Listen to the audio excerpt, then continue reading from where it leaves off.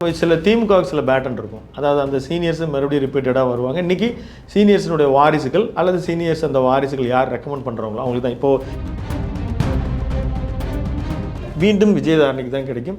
கடந்த முறை அவர்கள் காங்கிரஸ் வேட்பாளராக இருந்தால் இந்த முறை அவர்கள் வந்து பாஜக வேட்பாளராக நிற்பது இருக்கிறதுக்கு ஏராளமான வாய்ப்பு இருக்குது. இந்த முறை சீட்டு கொடுக்கலன்னா கண்டிப்பாக அங்கேருந்து கிளம்பிடுவாங்க.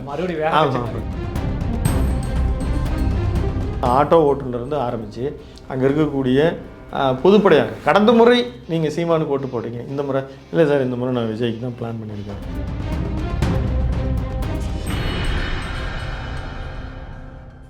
அறம் தமிழ் நேயர்களுக்கு வணக்கம். 2026 தமிழ்நாடு சட்டமன்ற தேர்தல் நெருங்கிட்டு இருக்கு. எந்தெந்த தொகுதியில் யாருக்கு வெற்றி வாய்ப்புன்னு நம்ம சேனலில் பேசிட்டு வர்றோம். இன்னைக்கு வந்து கன்னியாகுமரி தொகுதியில் யார் 2026 அரியணை ஏறுவாங்க அப்படிங்கிறத பற்றி பேச நம்முடைய இருந்திருக்கிறார் அறம் தமிழ் எடிட்டர் திரு விஜயராமன் அவர்கள். சார் வணக்கம். வணக்கம். சார், கன்னியாகுமரியில் ஒரு 6 தொகுதிகள் இருக்குது. ஒன்று பிஜேபி ஜெயிச்சிருக்காங்க, ஒன்று ஏடிஎம்கே ஜெயிச்சிருக்காங்க, 3 காங்கிரஸ், 1 டிஎம்கே. 2021 தேர்தலில் பல பிரச்சனைகள் இருக்குது. இந்த டைம் வந்து வெற்றி வாய்ப்பு யாருக்கு இருக்குன்னு நினைக்கிறீங்க? இல்லை, நம்ம தொடர்ந்து தொகுதிகள் வாரியாகவும் தேர்தல் கூட்டணிகள் நிர்ணயிக்கப்பட்டு வேட்பாளர்கள் அறிவிக்கிற தருணத்தில் நம்ம தொடர்ந்து தொகுதிகள் வாரியாக பேசுவோம். இப்போ வந்து தேர்தல் கூட்டணி ஒரு 4 முனை போட்டி அப்படின்றது நமக்கு இன்றைய தேதியில் உறுதியாயிருக்கு. பல கூட்டணிகள் இருக்கிறதா சொன்னாலும் அதிமுக பிஜேபி கூட்டணி, திமுக காங்கிரஸ் கூட்டணி, அது இல்லாமல் இன்னைக்கு புதிதாக களம் கண்டிருக்கிற தாவேகா, அதுக்கு பிறகு நாம் தமிழர் கட்சி. இப்போது கடந்த காலத்தில் இதற்கு 2021 தேர்தல் டேட்டாவையும் நம்ம 2024 பாராளுமன்ற தேர்தல் இந்த டேட்டாவும் நாம் சில தரவுகள் எல்லாம் இப்போ சேகரித்து வச்சுருக்கோம். இந்த அடிப்படையில் நாம் இதை பற்றி பேசலாம். இப்படி தான் நம்ம பார்க்க போகிறோம். அதில் இப்போ பாராளுமன்ற தேர்தலில் அங்கே வந்து அவர் விஜய் வசந்த் வந்து வெற்றி பெற்றிருக்கார். அப்போ எல்லா தொகுதியிலையுமே இருக்கக்கூடிய கன்னியாகுமரி ஆகட்டும், நாகர்கோவில், குளச்சல், பத்மநாபுரம், விளவங்கோடு, கிள்ளியூர், இந்த 6 சட்டமன்ற தொகுதியிலுமே எல்லா தொகுதியிலும் லீடிங்கில் வந்து விஜய் வசந்த் கிடைச்சிருக்கு. அவருடைய தந்தையை வந்து மரணத்திற்கு பிறகு அவர் ஒரு இடைத்தேர்தல் வந்து அதுலேயும் வெற்றி பெற்று அவர் அதற்கு அடுத்து அவர் வந்தார்.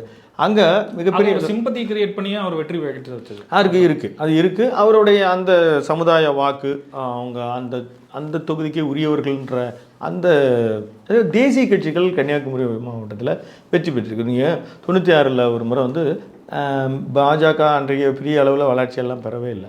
அப்போது 2 கட்சிகள் வந்து ஒரு வாக்கு பிரிக்கும் பொழுது நான் தொடர்ந்து இந்த நேரத்தை நான் வந்து பதிவு பண்ணிட்டு வரேன். நம்ம எந்த கட்சிக்கும் ஆதரவு இல்லைன்ற ஒரு கருத்தை மட்டும் இல்லாமல் நம்ம இந்த 2 கட்சி பலமாக இருக்கும்போது ஒரு 3rd ஃபேக்டர் சில நேரங்களில் அங்கே செயலாற்றும் போது அது யார் வெற்றி வாய்ப்பு இவங்க தான்றதை நம்ம நிர்ணயிக்க முடியாது. சிறிய அளவில் வந்து அந்த மாற்றங்களால் நம்ம எதிர்பாராத ஒரு வேட்பாளர் வெற்றி பெறுவார். அந்த வகையில் பத்மநாபபுரம் தொகுதி கடந்த காலத்தில் பிஜேபி வெற்றி பெற்று சட்டமன்றத்திற்கு ஒரு உறுப்பினர் இருந்தாங்க.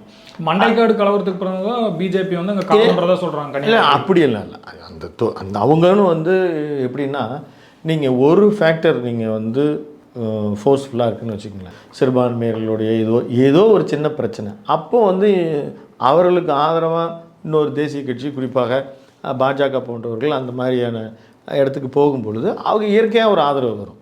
அது நம்ம உள்ளே போய் பிரித்து சிறுபான்மையருக்கு இருக்கக்கூடிய பிரச்சனைகள் எல்லாம் நம்ம பேச வேண்டிய தருணம் இல்லை. ஆனால் கன்னியாகுமரி மாவட்டத்திற்குன்னு இருக்கக்கூடிய ஒரு பெரிய ஃபேக்டர் அப்படி இன்றைக்கி எலெக்ஷன்ஸில் மீனவர் பிரச்சனை இருக்குது. நிறைய அவர்களுக்கு விழிஞ்சம் கடற்கரையில் வந்து முக்கியமாக இறக்குமதி வரி வந்து அதிகமாக அதிகரிச்சிருக்காங்க. அதுக்கான கோரிக்கை இருக்கிறது. அதாவது இன்னும் அப்படி சுருக்கி சொன்னால் விவசாயம், மீன்பிடி தொழிலாளர்கள், அங்கே இப்போது மார்த்தாண்டம், இந்த தேனி வளர்ப்புலாம் அதுதான் வந்து ஒரு புவிசார் குறியீடு கூட பெற்று வச்சுருந்தாங்க. இது மாதிரி இருந்த இதுக்கெல்லாம் ஒரு பெரிய கவனிப்பு இல்லை. அது தொடர்ந்து தேர்தல் வாக்குறுதி சொல்லப்படுகிறது. ஆனால் சில நேரங்களில் அந்த தேர்தல் நெருக்கத்தில் வரும் பொழுது வாக்குறுதிகளாக இருக்கும். இது தொடர்ந்து நம்ம பேசக்கூடிய எல்லா தொகுதிகளுக்கும் வரும். ஆனால் மக்கள் அந்த நெருக்கத்தில் என்ன ஃபோர்ஸ், அவங்களுக்கு யார் மேலே ஒரு அபிமானம் இருக்கிறதோ அந்த வாக்குகள் அடிப்படையில் பிரியும். இந்த முறை வந்து கடந்த காலத்தில் விஜயகாந்த் வரும்பொழுது ஒரு ஃபேக்டர்ஸ் வந்து இவர் யாருடைய ஓட்டை வந்து அவர் அதிகமாக பிரிக்க போகிறார், அப்போ யாருக்கு அவர் வந்து ஒரு ஸ்பாய்லராக அல்லது அவர் சக்ஸஸரா அப்படின்றது போக போக தெரியும். இப்போ நம்ம வந்து சட்டமன்ற தொகுதி வாரியாக சில விஷயங்களை பார்க்கோம். அப்போ 2021 டேட்டாவை ஃபஸ்ட்டு பார்த்தோம்னா அங்கே வந்து இப்போ அதிமுக தான் வெற்றி பெற்றிருக்கு. அதில் தளவாய் சுந்தரம் அவர் எம்பியாக இருந்திருக்கார், எம்எல்ஏவாக இருந்திருக்கிறார். இந்த முறை அவருக்கு சீட்டு கிடைக்குமா அப்படின்னு இந்த சில திமுகவுக்கு சில பேட்டன் இருக்கும். அதாவது அந்த சீனியர்ஸ் மறுபடியும் ரிப்பீட்டடாக வருவாங்க. இன்றைக்கி சீனியர்ஸினுடைய வாரிசுகள் அல்லது சீனியர்ஸ் அந்த வாரிசுகள் யார் ரெக்கமெண்ட் பண்ணுறாங்களோ அவங்களுக்கு தான். இப்போது இளைஞர் மாநாடு திமுக போட்டது கூட 40% அவர்களுக்கு, அதாவது அந்த இளைஞர்களுக்கு வாய்ப்பு கொடுக்கலாம்னு. அந்த வகையில் பார்க்கும்போது அங்கே கடந்த முறை ஆஸ்டின் வந்து பார்த்திங்கன்னா ஜனதா கட்சி காலத்திலேருந்து இருந்தார். தேமுதிகவில் அந்த தொகுதியில் கடந்த காலத்தில் ஒரு வேட்பாளராக போட்டிட்டார்.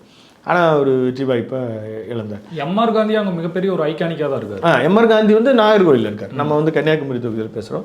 அதில் வந்து நாம் தமிழர் கட்சி கடந்த காலத்தில் ஒரு 14,197 ஓட்டுகள் பெற்றிருக்கு.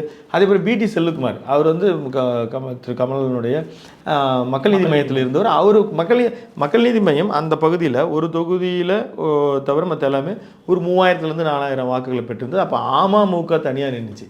அவங்களும் சில தொகுதிகளெல்லாம் நல்ல வாக்குகளை பெற்று ஓப்பனிங் கிடச்சிருக்கு, நல்லா அவங்களுக்கு இருந்தது. அந்த வகையில் பார்த்தோம்னா அங்கே வந்து ஒரு தமிழ்நாட்டினுடைய டோட்டல் டஃப் ஃபைட்டை இந்த கன்னியாகுமரி மாவட்டத்தில் நம்ம பார்க்கலாம். அப்போது அந்த ஒரு புரியாத புதிரான தொகுதின்னு கூட சொல்லுவாங்க, தேசிய கட்சிகள் காலொன்று. அப்போ பிடி செல்வகுமார்னு அவர் விஜயகுமாரனுடைய மேனேஜராக இருந்தவர். அவர் என்ன நினைச்சாரோ, அவர் இப்போ கமல் கட்சியிலேருந்து விலகி திமுகவில் போய் அவர் இணைஞ்சிருக்கிறார். அப்போ அவருக்கு அந்த வாய்ப்பு திமுகவில் அநேகம் ஆஸ்டின் கொஞ்சம் வயதாகிவிட்டது அப்படின்ற காரணத்தினால பிடி செல்வகுமாருக்கு கன்னியாகுமரியான திமுக வேட்பாளராக இருப்பதற்கு வாய்ப்பு இருக்கிறது. தளவாய் சுந்தரம் அவர் வந்து டெல்லி பிரதிநிதியாக இருக்கிறாரு. அவர் எடப்பாடியோட கொஞ்சம் அவருக்கு அதிருப்தி இருக்கிறதுனால அவர் வேறொரு சில லிஸ்டெலாம் இருக்குது. இது நம்ம தேர்தல் நெருக்கத்தில் நம்ம பார்க்கலாம். அந்த தொகுதியில் வந்து திமுகவிற்கான ஒரு பெரிய செல்வாக்கு. இப்போ குறுக்க வந்து நாம் தமிழர் கட்சி பெற்றிருக்கிற அந்த வாக்குகள், இது ஒட்டுமொத்தமாக நம்ம எல்லா தொகுதியிலையும் பேசிட்டு நம்ம பேசுவோம். அதில் விஜய் ஃபேக்டர்ஸ் அங்கே வந்து யாரை அதிகமாக பாதிக்கிறாரு அப்படின்ற வகையில் இந்த தொகுதியில் வந்து நிச்சயமாக மீண்டுமே எனக்கு நம்மளுடைய ஒரு டேட்டா அனாலிசிஸில் அதிமுகவுக்கு ஒரு நல்ல வாய்ப்பு இருக்கிறதா நான் நினைக்கிறேன். இதற்கப்புறம் வந்து நாகர்கோவில், இது எம்ஆர் காந்தி. இப்போ 2021 பிஜேபி ஏடிஎம்கே சேர்ந்துருந்தாங்க. அவருக்கு வந்து அங்கே வந்து பெரிய கெட்ட பேர் எதுவும் கிடையாது. அதனால் இப்போ மற்ற 4 பேரில் இருக்கிறவங்களும் இப்போ இவருக்கும் ஒரு திருப்பி அந்த சீட்டு கிடைப்பது வாய்ப்பு. அது இப்போது அதிமுக பாஜக கூட்டணி. இங்கே வந்து கடந்த காலத்தில் மந்திரியாக இருந்தார், அதுவும் சுற்றுலாத்துறை மந்திரியாக இருந்தவர். அவர் தளவாய் சுந்தரமும் இருந்தார், சுரேஷ் ராஜனும் இருந்தார். அவர் வந்து திமுக கேண்டிடேட்டாக களமிறங்கினார்.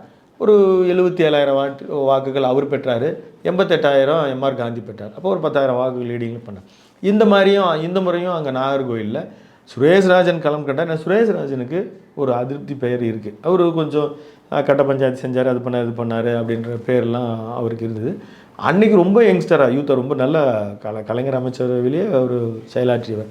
இன்றைக்கி அவர் அதே மாதிரி நாம் தமிழர் அங்கே ஒரு 11,000 ஓட்டுகள் பெற்றிருக்கிறது. மீனவ பிரச்சனைக்கு மெயினாக குரல் கொடுத்தாங்க விழுஞ்சம் துறைமுகமாக. ஆமாம்.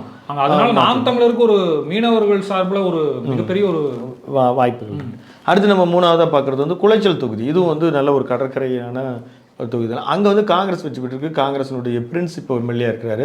பாஜகவுக்கும் காங்கிரஸுக்கும் ஓட்டு வித்தியாசத்தை பார்த்தீங்கன்னா ஒரு 30,000 ஓட்டுகள் வந்து வித்தியாசம் இருக்கிறது. அங்கே வந்து நாம் தமிழர் நீங்கள் சொன்னீங்களே விழுந்துன்னா அதில் வந்து ஆல்பின் அவர் வந்து 20,000 ஓட்டுகள் பெற்றிருக்கிறார்.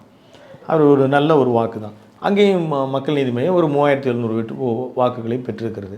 பத்மநாபபுரம் வந்து இன்றைக்கி வந்து கரண்ட் பால்வளத்துறை மந்திரியாக இருக்கக்கூடிய கொஞ்ச நாள் மந்திரியாக இருந்து விலக்கு வரும் மனோ தங்கராஜ் இருக்கிறார். 75,000 ஓட்டுகளை பெற்றிருக்கிறார். அதுக்கடுத்து ஜான் தங்கமுக்கும் அவருக்கும் பார்த்திங்கன்னா ஒரு பெரிய இடைவெளி இருக்குது. அங்கே வந்து மனோ தங்கராஜ் இந்த முறையும் அவர் வந்து கேண்டிடேட்டாக ஆவார். கண்டிப்பாக அவர் நீங்கள் பார்த்தீங்கன்னா கருத்தியல் ரீதியாக சில நேரம் பேசும்போது அவருடைய ஒரு ஃபோர்ஸான அவருடைய அறிக்கைகள் வரும். அதனால் மனோ தங்கராஜ் அவர்களுக்கு இந்த முறையும் சீட்டும் உண்டு, அவர் வெற்றி வாய்ப்புக்கும் நிறைய வாய்ப்பு இருக்குது. இதில் அங்கே வந்து அமமுக ஒரு 8,000 ஓட்டுகள், சீலன்னு சொல்லி நாம் தமிழனுடைய வேட்பாளர் வந்து ஒரு 14,000 ஓட்டுகளை பெற்றிருக்கிறார். இதுக்கடுத்து விளவங்கோடு தான் அன்றைக்கு தேர்தலில் வந்து விஜயதாரணி இருந்தாங்க. அதுக்கப்புறம் இடைத்தேர்தல் அவங்க 2024 பாராளுமன்றம் அவர்களுக்கு சீட்டு கிடைக்குன்னு நினச்சி போனாங்க. மீண்டும் விஜயதாரணிக்கு தான் கிடைக்கும். கடந்த முறை அவர்கள் காங்கிரஸ் வேட்பாளராக இருந்தாங்க. இந்த முறை அவர்கள் வந்து பாஜக வேட்பாளராக நிற்பதற்கு ஏராளமான வாய்ப்பு இருக்குது. இந்த முறை சீட்டு கொடுக்கலன்னா கண்டிப்பாக அங்கேருந்து கிளம்பிடுவாங்க. இங்கே நாம் தமிழர் ஒரு 12,000 ஓட்டும், அமமுக 1,400 ஓட்டுகளும் பெற்றிருக்கு. அங்கேயும் மக்கள் நீதி மையம் சில சொற்ப ஓட்டுகளை எல்லாம் பெற்றிருக்காங்க. கிள்ளியூர் இது ராஜேஷ்குமார் சொல்லி அவர் இன்றைக்கி வந்து அவர் தொடர்ந்து தாவேக்காவுக்கு போகிற மாதிரியெல்லாம் இப்போ நிறைய அறிக்கைகள் எல்லாம் விட்டுட்டு இருந்தவர் செய்திகள் வந்து சரி, அவர் ஒரு லட்சம் ஓட்டுகள் காங்கிரஸில் பெற்றிருக்கிறாரு. அதற்கு அடுத்து வந்திருக்கிற ஜூட் தேவுக்கும் அவருக்கும் வந்து பார்த்தீங்கன்னா ஒரு 50,000 ஓட்டு வித்தியாசம் இருக்குது. அதனால் ராஜேஷ்குமார் காங்கிரஸ் கிள்ளியூரில் ஒரு அளவுக்கு வலுவான அளவில் தான் வச்சுருக்கிறார். அங்கே வந்து பீட்டர்னு சொல்லி நாம் தமிழர் கட்சியில் அவங்களுக்கு எல்லாமே ஒரு 11,000 ஓட்டு. மக்கள் நீதி மையமும் அந்த பகுதியில் வந்து சின்ன ஒரு அந்த முறை மக்கள் நீதி மையத்துக்கு ஓட்டு வராது. அந்த ஓட்டு அதாவது தனியாக நிற்கிற பொழுது சில நேரம் அதிமுக திமுகவை பிடிக்காதவர்கள் புதிதான ஒரு நபர் வரும்போது ஏற்றுக்குப்பாங்க. இப்படி டிஎம்கே கூட்டணியில் இருக்கும்போது யோசிக்க தான் செய்வாங்க. இப்போ நம்ம பாராளுமன்ற தேர்தலை பொறுத்த மட்டும் பாராளுமன்ற தேர்தல் நம்ம சொல்லும்போது விஜய் வசந்த் அவர்கள், பொன் ராதாகிருஷ்ணன் அவர்கள், மரியா ஜெனிஃபர் கிளாரா மைக்கோல்னு சொல்லி நாம் தமிழர் கட்சியில் அவர் நின்று அவங்களே 52,000 ஓட்டு டோட்டலாக பார்லிமெண்ட் எலெக்ஷனில் பெறுகிறாங்க 6 தொகுதியிலையும். இதில் 3,63,000 ஓட்டு வந்து 2ஆம் இடம் பிஜேபிக்கு வருகிறது. அப்போ பிஜேபி கூட்டணியில் அதிமுக கூட்டணியில் இல்லை. அடுத்து 4ஆம் இடம் தான் பஸ்லியான் நசருதுன்னு சொல்லி அதிமுக 41,000 ஓட்டுகள் பெறுகிறார். இதில் ஒரு சுயேட்சை கூட ஒரு நாகூர் மீரான், பீர் முகமதுன்னு ஒரு 4,000 சில்லற ஓட்டுகளை பெறுகிறார். அப்போது நீங்கள் தனியாக அவர் பொன் ராதாகிருஷ்ணனுக்கு இருக்கிற இன்ஃப்ளூயன்ஸை நம்ம அதிமுக பிஜேபி ஓட்டுகளை சேர்த்தால் கூட பாராளுமன்றத்தை பார்க்கணும். ஆனால் மக்கள் வந்து பாராளுமன்றத்துக்கு வாக்களிக்கின்ற முறை வேறு, இன்றைக்கி சட்டமன்றத்திற்கு வாக்களிக்கிற முறைன்றது வேறு. அதனால் இந்த முறை கொஞ்சம் அதிமுக பிஜேபி இணைஞ்சனால ஒரு டிஎம்கேக்கு ஒரு மிகப்பெரிய டஃப் கொடுப்பாங்க. அப்போ வந்து சிறுபான்மையர் வாக்கு யாருக்கு போகும் அப்படின்றத பொறுத்து தான் வெற்றி வாய்ப்புகள் பெரும்பாலும் பார்க்கப்படும். அந்த வகையில் சிறுபான்மையர் வாக்குகளை நாம் அறிந்தவரை நம்மளுடைய டேட்டா அனலிஸ்ட், நம்மளுடைய டீம் வந்து குழுவினர்கள் எல்லாம் ஆராய்ச்சி செய்த வரையில் அதிகமாக விஜய் தான் பெறுகிறார். இது எல்லா தொகுதியிலையுமே நீங்கள் வட மாவட்டங்கள்லேருந்து ஆரம்பித்து அவர் தான் பெறுகிறார். அப்போ அவர் யாரை ஸ்பாயில் பண்ணுறார், எந்த வாக்குகளை அவர் வந்து எடுத்துக்கொள்கிறார். கிறிஸ்துவ வாக்குகள் அதிகமாக இருப்பார். கிறிஸ்துமஸ் தினங்களால தேவாலயங்களுக்கு போயிட்டு அதுக்கு முன்னால் பண்ணாரன்னு இந்த இடத்து இங்கே எல்லாம் பொறுத்து பார்க்கும் பொழுது எனக்கு இது வந்து இதில் தேசிய கட்சிகள் அதிக செல்வாக்கு படைத்த இடங்களாக இருந்தாலும் கன்னியாகுமரி மாவட்டத்தை பொறுத்த மட்டிலும் ஒரு சில தொகுதிகளை விஜய் கொடுக்கக்கூடிய கேண்டிடேட்டை பொறுத்தும் பிரச்சார அமைப்புகளை பொறுத்த மட்டிலும் தனியாக நின்றால் அவர் பெரிய வாக்குகளை தொகுதிகளை பெறுவதற்கு, குறிப்பாக கிள்ளியூர், குளைச்சல் போன்ற இடத்துல அவர் வந்து ஒரு சாதனை படைப்பதற்கு வாய்ப்பு இருக்கிறதாக இப்போ வரைக்கும் தெரியுது. ஆனால் அவர் வந்து ஒருவேளை இப்போது 4 முனை போட்டின்ற 3 முனை போட்டியாகிறது. இப்போ நான் ஒட்டுமொத்தமாக நாம் தமிழர் வாக்குகள் எல்லாம் சொல்லிட்டு வந்தோம் பார்த்தீங்களா. நாம் தமிழர் வாக்குகள் இப்போ நீங்கள் விழிஞ்ச மாதிரி கடற்கரைகள் இல்லைன்னா நிச்சயமாக நாம் தமிழர் வாக்குகளினுடைய பெரும்பான்மையான வாக்குகள் எல்லாத்தையுமே விஜய் தான் பெறுகிறார். இது வந்து நமக்கு ஒன்றும் ஆசை இல்லை, அவர் சொல்லி கஷ்டப்படுத்தணும் அப்படின்ற திட்டமெல்லாம் நம்ம எண்ணத்தில் இல்லை. நம்ம வந்து ஒரு தொகுதியில் குறைஞ்சது இன்றைய தேதியில் நம்ம ஒரு 100லேருந்து 200 பேர் வரைக்கும் கட்சி சாராதவர்களோடு பேசி பார்த்து வந்து தான் நம்ம சொல்கிறோம். சரி, அவங்கள எப்படி ஒரு பெரிய விஷயத்தை ஏற்படுத்திட முடியும்? நம்ம ஒரு இடத்துல பயணம் பண்ணுறோம், அங்கே போகும்போது அங்கேருந்து ஆட்டோ ஓட்டுலேருந்து ஆரம்பித்து அங்கே இருக்கக்கூடிய பொதுப்படையாக கடந்த முறை நீங்கள் சீமானுக்கு ஓட்டு போட்டீங்க, இந்த முறை இல்லை சார், இந்த முறை நான் விஜய்க்கு தான் பிளான் பண்ணியிருக்கேன் அப்படின்னு சொல்கிறாங்க. இது நம்ம கண்கூடாக பார்க்குறோம். இப்போ இந்த மாதிரி இருக்கும்போது ஒரு பெரும்பான்மையான ஓட்டுகளை விஜய் பெற. இப்போ அவங்க அங்கே இருக்கிற மக்களுக்கெல்லாம் இந்த பெரியார், பாரதியார், இந்த விஷயமெல்லாம் அவங்களுக்கு தெரியவே இல்லை. யார் கிளம்புறாங்களோ அவங்களுக்கு தான், அவ்வளோதான். அதில் விஜய் வந்து நல்லா தெரிந்த முகம்.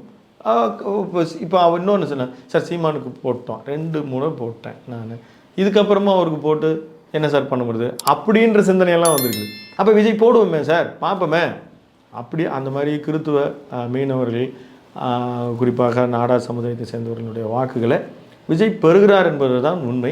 இன்னும் நம்ம தேர்தல் நேரத்தில் வரும் பொழுது நம்ம ஒவ்வொரு தொகுதி வாரியாகவும் சில டீட்டெயில்ஸை பண்ணலாம். கன்னியாகுமரி தொகுதியில் வந்து விஜய் வந்து சீமானோட்ட பிரிப்பார்னு சொன்னீங்க. வெற்றி வாய்ப்பு இன்னும் யாருக்குன்னு கன்னியாகுமரியினுடைய 6 சட்டமன்ற தொகுதிகளிலுமே சீமான் அவர்களினுடைய ஓட்டுகளை, அது நாம் தமிழர் கட்சியினுடைய ஓட்டுகள் பெரும்பாலும் விஜய்க்கு போகுது. தொடர்ந்து நம்ம தொகுதிகளை பற்றி பேசுவோம். நன்றி சார்.